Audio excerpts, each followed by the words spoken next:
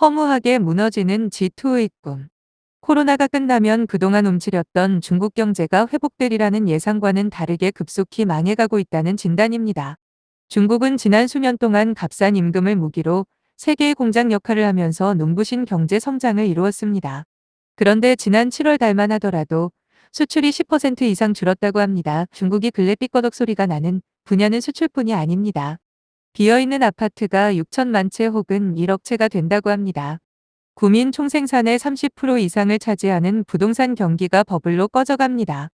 청년들의 실업자가 5명 중 1명이며 일자리 없는 청년들이 길거리에 넘쳐난다 합니다. 또 노인 문제 등 인구 문제가 심각 이상이며 시진핑의 야심찬 소위 1대1로 정책이 부실덩어리이며 부정부패의 심각성은 말하기도 민망하다 하네요.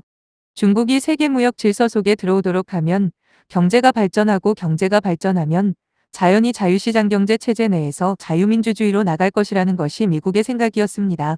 그러나 중국은 경제도 주로 국가가 개입하며 정치는 공산당 시진핑 독재 체제를 굳혀갑니다. 이에 미국도 더 늦기 전에 손을 써야 한다는 쪽으로 전환되어 반도체 등등 첨단 기술이 들어가는 것을 엄격히 제한하는 조치를 점점 더 굳혀가지요.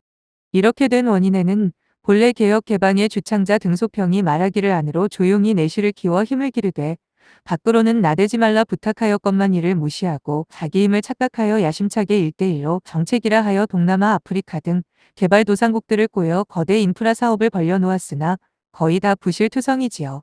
안으로는 민간 기업을 키워야 창의성 있고 역동적인 경제로 발전할 것입니다.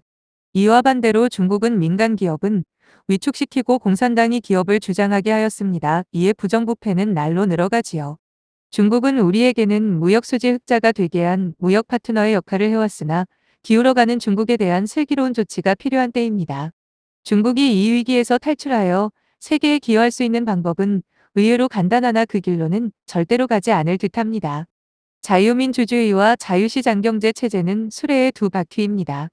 경제에서 국가나 공산당의 간섭을 억제하고 민간 부분을 보호 육성하고 부정부패가 없도록 하여야 하는데 중국 공산당은 태생적으로 절대 그 길로 나서지 않을 것이니 중국의 미래는 어찌 될지 확실하지요.